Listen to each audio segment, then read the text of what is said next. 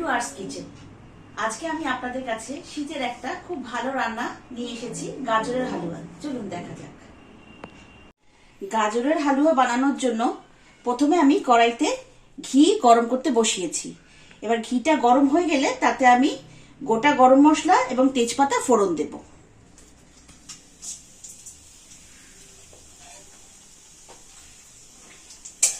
খুব সহজ পদ্ধতিতে গাজরের হালুয়া আমি আপনাদের করে দেখাবো। আপনারা যে কোনো সময় ঘরে করে ফেলতে পারেন, কোনো অসুবিধা হবে না। এরপরে আমরা এর মধ্যে ঝিরিঝিরি করে কাটা গাজর দিয়ে দেবো। গাজরটা কিরকম ভাবে ঝিরিঝিরি করে কেটেছি দেখতে পাচ্ছেন? এইভাবেই কাটতে হবে কিন্তু। আর এই সময় গ্যাসের আঁচ একদম কম রাখবেন যাতে পুড়ে না যায়।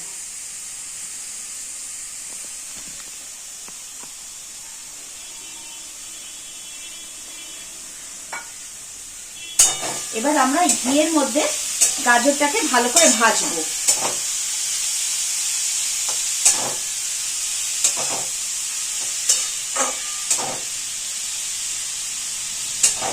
আমি এখানে গাজরের হালুয়াটা করার জন্য ঘি নিয়েছি। আপনারা যদি ইচ্ছা করেন তাহলে ঘিয়ের সঙ্গে একটু সাদা তেল মিশিয়েও নিতে পারেন, তাতেও কোনো অসুবিধা হবে না। কিন্তু গাজরটাকে ভালো করে ভাজতে হবে।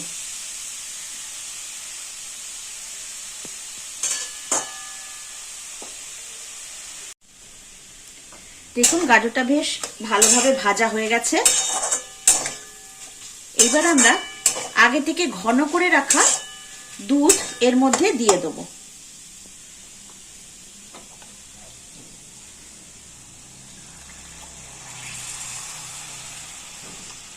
আমি দুধের মধ্যে আগে থেকে একটু জাফরান মিশিয়ে রেখেছিলাম।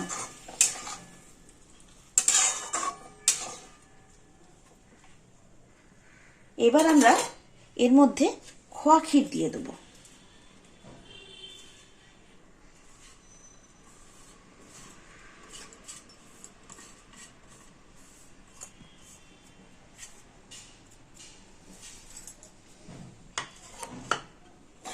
ভালো করে এবার মিশিয়ে নেব।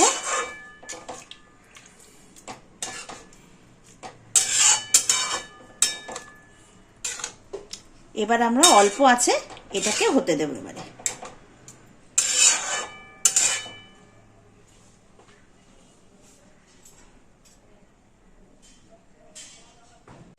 দুধটা দেখুন অনেকটা শুকিয়ে গেছে।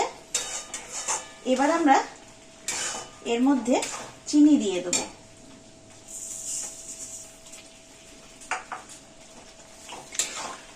তবে এক্ষেত্রে আপনারা চিনি দেওয়ার ক্ষেত্রে বা মিষ্টি দেওয়ার ক্ষেত্রে কোনো কার্পণ্য করবেন না কিন্তু, কারণ গাজরের হালুয়া কিন্তু অল্প বা হালকা মিষ্টিতে ভালো লাগে না, একটু বেশি মিষ্টি হলেই ভালো লাগে। এবার এটা বারবার নাড়তে হবে, কারণ যাতে এটা নিচে না বসে যায়। এটা আমরা একেবারে শুকনো করে ফেলবো।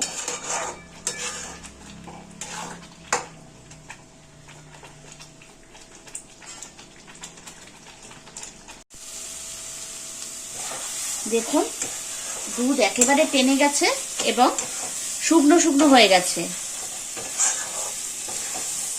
এবং এটা কড়াতে এবার লেগেও যাচ্ছে। তার মানে বুঝতে হবে কি আমাদের গাজরের হালুয়া হয়ে গেছে। দেখুন পাশাপাশি ঘি ভেসে উঠছে। এবার আমরা এর মধ্যে কাজু এবং কিশমিশ দিয়ে দেবো।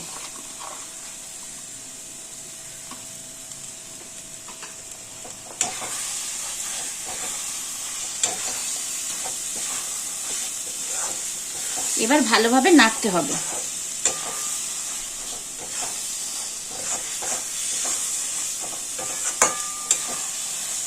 দেখুন এবার রংটাও খুব সুন্দর এসেছে। এবার আমরা এর মধ্যে একটু এলাচ গুঁড়ো ছড়িয়ে দেবো।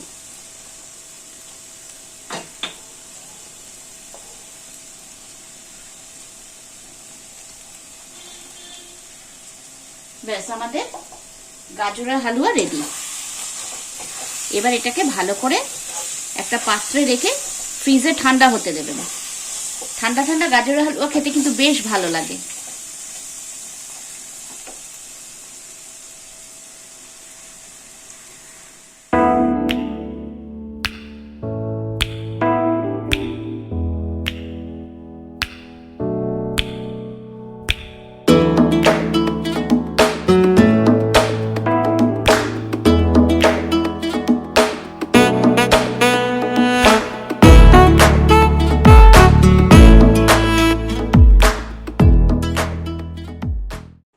আমাদের ভিডিওটা যদি আপনাদের ভালো লাগে তাহলে অবশ্যই লাইক, শেয়ার এবং কমেন্ট করবেন।